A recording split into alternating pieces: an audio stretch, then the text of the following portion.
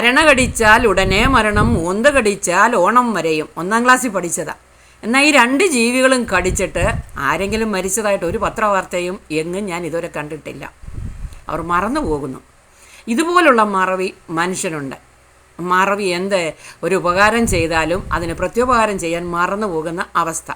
ഇത് 2 കേമമായ 2 മറവികളെക്കുറിച്ച് പറയുവാൻ ഞാൻ ആഗ്രഹിക്കുന്നു. ഒന്ന് യോസേഫാണ്. യാക്കോബിൻ്റെ പുത്രനായ യോസേഫ് യാക്കോബിന് ഇഷ്ടപുത്രനായിരുന്നു.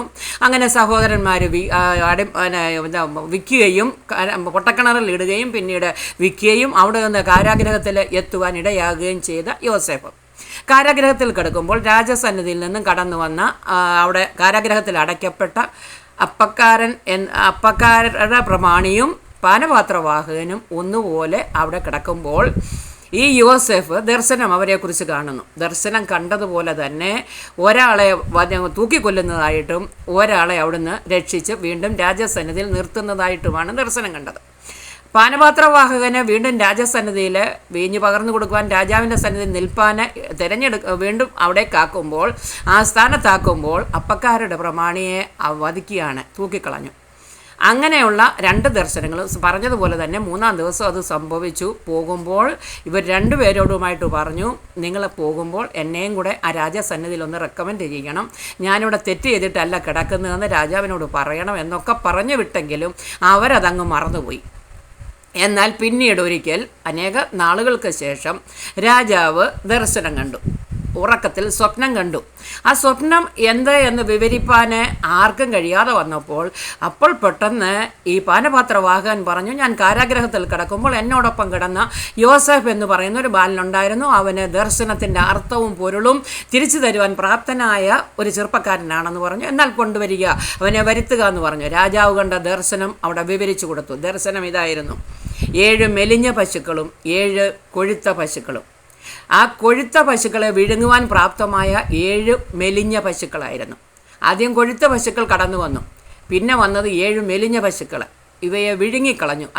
മെലിഞ്ഞ പശുക്കൾ കൊഴുത്ത പശുക്കളെ വിഴുങ്ങിക്കളഞ്ഞു. അർത്ഥം വ്യാഖ്യാനിച്ചു കൊടുക്കേണ്ടതിന് യോസേഫിനോട് ചോദിച്ചപ്പോൾ യോസേഫിന് അർത്ഥം പറയുവാൻ ദൈവം അത് പറഞ്ഞു കൊടുത്തു.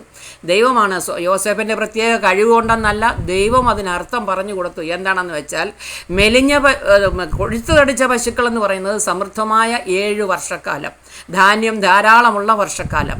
മെലിഞ്ഞ 7 വർഷമെന്ന് 7 പശുക്കളെന്ന് പറയുന്നത് ധാന്യമില്ലാത്ത ദാരിദ്ര്യമുള്ള ഉണങ്ങിക്കരിഞ്ഞ 7 വർഷക്കാലം.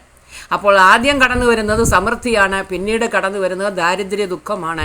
അതുകൊണ്ട് ഇതിന് പരിഹാരമായിട്ട് എന്ത് ചെയ്യണമെന്ന് രാജാവ് ചോദിച്ചപ്പോൾ യോസേഫ് പറഞ്ഞു, നമുക്ക് പാണ്ഡികശാലകൾ പണിയാം, ഗോഡൗണുകൾ പണിയാം. അതിൽ നിമിത്തം നമുക്ക് 7 വർഷക്കാലം കിട്ടുന്ന ധാന്യമൊക്കെയും സംഭരിച്ചു വെച്ചിട്ട് നമുക്ക് പിന്നീട് ഇതില്ലാത്ത സമയത്ത് ഉപയോഗിക്കാൻ കഴിയും. നല്ല തീരുമാനമെന്ന് രാജാവിന് തോന്നി. ഒരു കാര്യം ചെയ്യും, നീ തന്നെ അതങ്ങ് ചെയ്യുക. യോസേഫിനെ അതിനുവേണ്ടി അവിടെ ധനമന്ത്രിയായിട്ട് നിയമിക്കുന്നു, പാണ്ഡികശാലകൾ പണിയുന്നു. പറഞ്ഞതുപോലെ തന്നെ സമൃദ്ധി കടന്നു വന്നു, ക്ഷാമവും കടന്നു വന്നു. അതേപോലെ ദൈവസന്നിധിയിൽ ഓർക്കേണ്ട ഒരു ദിവസമായിരുന്നു ആ ദിവസം. പാനപാത്രവാഹകർ അവർ ജയിലിൽ നിന്നും കാരാഗ്രഹത്തിൽ നിന്നും മോചിപ്പിച്ച അതേ ദിവസം തന്നെ ചെന്ന് പറഞ്ഞിരുന്നെങ്കിൽ ചെറിയ ഏതെങ്കിലും ഒരു ജോലിയിൽ യോസേഫിനെ ആക്കുമായിരുന്നു. എന്നാൽ ലഭിക്കേണ്ട സമയത്ത് തക്ക സമയത്ത് തന്നെ യോസേഫിന് അവിടെ സ്ഥാനമാനത്തോടുകൂടി ഒരു പദവി ലഭിക്കാൻ ഇടയായിരുന്നു. ദൈവത്തിൻ്റെ വാഗ്ദത്തം ഇതാണ്. പറഞ്ഞാൽ ബാലകനായിരിക്കുമ്പോൾ തന്നെ യോസേഫിന് ദർശനം കൊടുത്തതാണ്, നിന്റെ സഹോദരങ്ങളും മാതാപിതാക്കളും വന്ന് വണങ്ങുമെന്ന്. ആ പറഞ്ഞത് പോലെ തന്നെ ജീവിതത്തിൽ സംഭവിപ്പാൻ തക്കവണ്ണം ധനമന്ത്രിയായി തീർന്നു. പിന്നീട് മാതാപിതാക്കളും സഹോദരങ്ങളും കടന്നു വന്ന് വണങ്ങിയതായിട്ട് സഹോദര കുടുംബവും പിതാവും കടന്നു വന്ന് വണങ്ങിയതായിട്ട് നാം കാണുന്നു. അതങ്ങനെ തന്നെ സംഭവിച്ചു. ദൈവത്തിൻ്റെ വാഗ്ദത്തത്തിന് മാറ്റം വന്നില്ല. രണ്ടാമത്തേത് ഇതിലും കേമമായവരാണ്. അതാണ് മൊർദെഖായിയുടെ സംഭവം. മൊർദെഖായി ഒരു യഹൂദനായിരുന്നു. യഹൂദനായിരിക്കെ ഈ രാജാവിനെ കയ്യേറ്റം ചെയ്യുവാൻ 2 പേര് കടന്നു വന്നതും കയ്യേറ്റം ചെയ്യുമെന്നുള്ള അറിയിപ്പ് രാജസന്നിധിയിൽ അറിയിച്ച് രാജാവിന് ആ കയ്യേറ്റത്തിൽ നിന്നും മാറി നിൽപ്പാനും ഇടയായി തീർന്ന ഒരു കാര്യമാണ്. എന്നാൽ അന്നേ ദിവസം സംഭവം കഴിഞ്ഞു. ഈ കയ്യേറ്റം ചെയ്യാൻ വന്നവരെ കൊന്നുകളയുകയും ചെയ്തു. എന്നാൽ ഇത് പറഞ്ഞ് ആ രാജസന്നിധിയിൽ അറിയിച്ച മൊർദെഖായിക്ക് ഇതിന് പ്രത്യുപകാരം ഒന്നും ചെയ്തില്ല. അന്നേ ദിവസം സകലരും അതങ്ങ് മറന്നുപോയി. രാജാവും മറന്നു, മറ്റുള്ളവരും മറന്നു. പക്ഷേ ദിനവൃത്താന്ത പുസ്തകത്തിൽ അത് കുറിച്ചു, അതായത് ഡയറിയിൽ അത് കുറിച്ച് വെച്ചിരുന്നു. ആ കാര്യം ഓർത്ത്, എന്നാൽ ഒരു ദിവസം അതിന് വന്നപ്പോൾ അത് ഓർത്തു. എന്നാണെന്ന് വെച്ചാൽ പ്രധാന ദിവസം, മൊർദെഖായിയെ കൊല്ലുവാൻ തീരുമാനിക്കുന്നൊരു ദിവസം, ശത്രു കെണിയൊരുക്കിയൊരു ദിവസം, കഴുമരം ഒരുക്കി കാത്തിരുന്നൊരു ദിവസം. അന്നേ ദിവസം തന്നെ ആ രാജാവിന് ഉറക്കം കൊടുക്കാതെ ദൈവം അവിടെ പ്രവർത്തിച്ചു. അന്ന് രാജാവിന് ഉറങ്ങാൻ കഴിഞ്ഞില്ല. ആ ഡയറി എടുത്ത് വായിച്ചു, ദിനവൃത്താന്ത പുസ്തകമെടുത്ത് വായിച്ചുകൊണ്ടിരിക്കുമ്പോഴാണ് വരുന്നത്, രണ്ടുപേരെന്നെ കയ്യേറ്റം ചെയ്യാൻ വന്നു. ആ അറിവ് തന്ന മൊർദെഖായിക്ക് ഞാൻ ഒരു പ്രത്യുപകാരവും ചെയ്തില്ലോ. രാജാവ് ഞെട്ടിപ്പോയി. അയ്യോ, എനിക്കൊന്നും ചെയ്യാൻ കഴിഞ്ഞില്ലല്ലോ. അങ്ങനെ ഇരുന്നപ്പോഴാണ് ആരാണ് അവിടെ നിൽക്കുന്നത്? പ്രാകാരത്തിൽ ആരുള്ളൂ? കടന്നു വരിക. അങ്ങനെ പ്രാകാരത്തിൽ നിന്നും കടന്നു വന്നത് മൊർദെഖായിയുടെ ബദ്ധ ശത്രുവാണ്. എന്തിനാണ് അവിടെ നിൽക്കുന്നതെന്ന് ചോദിച്ചാൽ, അവിടെ കഴുമരം ഒരുക്കിയിട്ട് മൊർദെഖായിയെ കൊല്ലാൻ വേണ്ടിയിട്ട് രാജാവിനെ അറിയിച്ചിട്ട് അതിനുള്ളതായ അനുമതി ലെറ്റർ ഒരുക്കി അവിടെ നിന്ന് അത് കിട്ടിയിട്ട് വേണം എനിക്ക് കൊണ്ടുപോയി ഈ മൊർദെഖായിയെ കഴുമരത്തിൽ തൂക്കേണ്ടതിന്. അതിന് അനുവാദം ചോദിക്കാൻ കാത്തു നിൽക്കുന്ന ഹാമാനാണ് അവിടെ ഉണ്ടായിരുന്നത്. ഹാമാനോട് പറഞ്ഞു, നീ ഇവിടേക്ക് കടന്നു വരിക. കടന്നു വന്നിട്ട് എന്ത് ചെയ്യണം? ഞാൻ ബഹുമാനിപ്പാൻ ഇച്ഛിക്കുന്ന പുരുഷന് എന്തൊക്കെ ചെയ്തു കൊടുക്കണം. അപ്പം ഹാമാൻ ഓർത്തു, എന്നെ അല്ലാതെ വേറെ ആരാണ് ബഹുമാനിപ്പാൻ ഇച്ഛിക്കുന്നത്?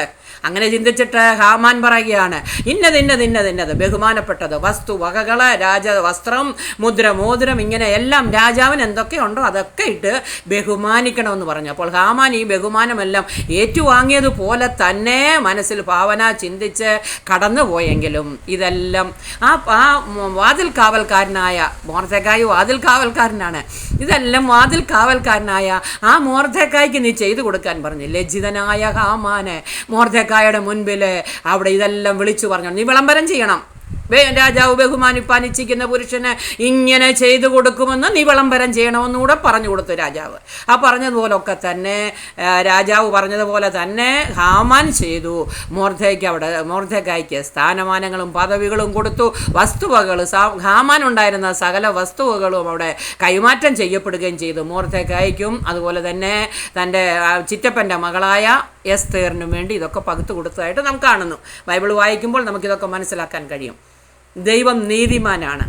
ആരുടെയും വക്രതയ്ക്കും വഞ്ചനയ്ക്കും കൂട്ടുനിൽക്കുന്നവനല്ല ദൈവം. മൊർദെഖായിക്ക് വേണ്ടി കഴുമരമൊരുക്കി കാത്തിരുന്നവന് വേണ്ടി അന്നേ ദിവസം തന്നെയായിരുന്നു പ്രവർത്തിക്കേണ്ടത്. അതിനു മുമ്പ് പ്രവർത്തിച്ചാൽ ഒക്കത്തില്ല, അന്ന് തന്നെ പ്രവർത്തിക്കണം എന്ന് തന്നെ കൊല്ലുവാനിരിക്കുന്ന ആ ദിവസം തന്നെ. അതല്ല, രാജാവിനെ കയ്യേറ്റം ചെയ്ത ദിവസം ഇത് ചെയ്തു കൊടുത്തിരുന്നെങ്കിൽ എന്തെങ്കിലും ഒരു സ്വർണ്ണക്കിഴിയോ എന്തെങ്കിലും കൊടുത്ത് അവിടെ പണക്കിഴി കൊടുത്തിട്ടോ എന്തെങ്കിലും കൊടുത്തിട്ട് അവിടുന്ന് പറഞ്ഞു വിടുമായിരുന്നു. എന്നാൽ അതെ, തൻ്റെ ജീവന് വില പറഞ്ഞുകൊണ്ടിരുന്ന ആ രാത്രിയിൽ രാജാവിന് ഉറക്കം കൊടുക്കാതെ ദൈവം അവിടെ പ്രവർത്തിക്കുകയും ദൈവത്തിൻ്റെ വാഗ്ദത്തം നിവർത്തിക്കുകയും ദൈവമക്കളായ എസ്തേറിനും യഹൂദനും വേണ്ടി അവിടെ പ്രവർത്തിച്ചതായിട്ട് തന്നെയല്ല, യഹൂദ ജനത്തെ മുഴുവൻ കൊന്നൊടുക്കണം. മൊർദെഖായിയെ മാത്രം കൊന്നാൽ പോരാ, യഹൂദ ജനത്തെ മുഴുവനും കൊന്നൊടുക്കണമെന്നുള്ള തീരുമാനത്തോടു കൂടിയാണ് ഈ ഹാമാൻ കഴുമരം ഒരുക്കി കാത്തിരുന്നത്. ദൈവം അതിന് അനുവദിച്ചില്ല. തക്ക സമയത്ത് ദൈവം ഇടപെട്ടു. ദൈവത്തിൻ്റെ ഇടപെടൽ ഇങ്ങനെയാണ്. എപ്പോൾ പ്രവർത്തിക്കണം എന്നുള്ളത് ദൈവത്തിനെ അറിയത്തുള്ളൂ. ദൈവത്തിൻ്റെ പ്ലാനും പദ്ധതി ഇങ്ങനെയാണ്. അനേകർ ദുഃഖത്തിലും ഭാരത്തിലും ഇരുന്നു കൊണ്ട് നെടുവേർപ്പെട്ടുകൊണ്ട് ഞാൻ വർഷങ്ങളായല്ലോ പ്രാർത്ഥിക്കുന്നു എന്ന് പറയുന്ന ആ ദൈവജനത്തിന് വേണ്ടി പ്രവർത്തിക്കുന്നൊരു ദൈവമുണ്ട്. തക്ക സമയത്ത് മറുപടി കൊടുക്കുന്നവൻ, പ്രവർത്തിപ്പാൻ ശക്തനായവൻ, നീതിമാനായ ദൈവം, വക്രതയ്ക്ക് പകരം വക്രത പ്രവർത്തിക്കുന്ന ദൈവം, നീതിമാനോട് ദയാലുവായ ദൈവം, കരുണയുള്ള ദൈവം, ആ പ്രവർത്തിക്കുന്ന ദൈവം തന്നെ തൻ്റെ വാഗ്ദത്തങ്ങളെ മറന്നു കളയാതെ കൊണ്ട് ദൈവം പ്രവർത്തിക്കുകയും മറുപടി കൽപ്പിക്കുകയും ചെയ്യും. അത് ഹാമാൻ്റെ അനുഭവത്തിൽ കൂടി, മൊർദെഖായിയുടെ അനുഭവത്തിൽ കൂടി, യോസേഫിൻ്റെ അനുഭവത്തിൽ കൂടി നാം കണ്ടത്. ഈ രണ്ട് അനുഭവങ്ങൾ പറഞ്ഞത്, മറവി സംഭവിച്ചത് അവിടെ ഉപകാരമായി തീർന്നു. ദൈവം തക്ക സമയത്ത് പ്രവർത്തിക്കുന്ന ദൈവം, നീതിമാനായ ദൈവം എപ്പോഴാണിത് ചെയ്യേണ്ടതെന്നുള്ളത് തിരിച്ചറിഞ്ഞുകൊണ്ട് നേരത്തെ തന്നെ പ്ലാൻ ഒരുക്കി വെച്ചുകൊണ്ട് ദൈവമക്കൾക്ക് വേണ്ടി പ്രവർത്തിക്കുന്നു. തന്നെ സ്നേഹിക്കുന്നവർക്ക് വേണ്ടി പ്രവർത്തിക്കുന്നു. ആരെനിക്ക് വേണ്ടി കരുതുമെന്ന് ചിന്തിക്കുന്നവർക്ക് വേണ്ടി ദൈവം പ്രവർത്തിക്കുന്നു. അതാണ് ദൈവത്തിൻ്റെ പ്രവൃത്തി. ദൈവത്തിൻ്റെ പ്രവൃത്തിയിൽ മറവിയൊന്നും ദൈവത്തിനില്ല, മനുഷ്യർക്കാണ് മറവിയുള്ളത്. ജീവികളെക്കുറിച്ച് ആദ്യം പറഞ്ഞെങ്കിലും അതിനേക്കാൾ മറവി മനുഷ്യനുണ്ട്. മറവി ഉപകാരമാണ്, അത് നല്ലതാണ്. പക്ഷെങ്കിൽ ചില സമയത്തെ മറവി ആ പ്രത്യുപകാരമായി ചെയ്യേണ്ട സമയത്ത് ചെയ്യാതെ ഇരിക്കുമ്പോൾ വലിയൊരു പ്രതിഫലമായിട്ട് ദൈവം അത് നമുക്ക് മടക്കി തരുവാനിടയായിത്തീരും. ദൈവത്തിൻ്റെ ആ പ്രവൃത്തിയെ അനുഭവിച്ചറിയുവാനും രുചിച്ചറിയുവാനും നമുക്കിടയായിത്തീരട്ടെ. അനേകരിത് അനുഭവിച്ചറിഞ്ഞിട്ടുള്ളവരാകാം. നമ്മുടെ ജീവിതത്തിലും ദൈവസന്നിധിയിൽ മടുത്തു പോകാതെ പ്രാർത്ഥിക്കാം. വാഗ്ദത്തം ചെയ്തവൻ വിശ്വസ്തനാണ്, ഒരു നാളും വാക്ക് മാറുകയില്ല. അത് നമ്മുടെ ജീവിതത്തിൽ നമുക്ക് ഉറച്ചു വിശ്വസിക്കാം. ശക്തനായവൻ എനിക്ക് വലിയവ ചെയ്തിരിക്കുന്നുവെന്ന് ഉറച്ചു വിശ്വസിപ്പാൻ ഇടയാകട്ടെ. എൻ്റെ മനസ്സുറച്ചിരിക്കുന്നു, ഞാൻ പാടും, ഞാൻ കീർത്തനം ചെയ്യും.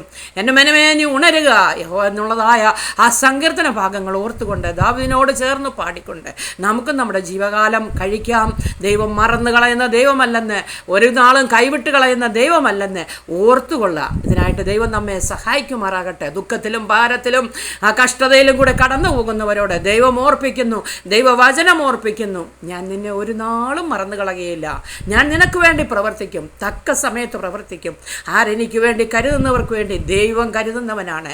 ഇത്രത്തോളം ദൈവം നമ്മെ സഹായിച്ച് നടത്തുമെങ്കിൽ അവിശ്വസ്തരായി തീരാതെ ദൈവസന്നിധിയിലെ നീതിയോടെ, വിശ്വസ്തയോടെ, സമാധാനത്തോടെ, സന്തോഷത്തോടെ നിൽപ്പാൻ ഇടയായി തീരുമാറാകട്ടെ. ആമേൻ.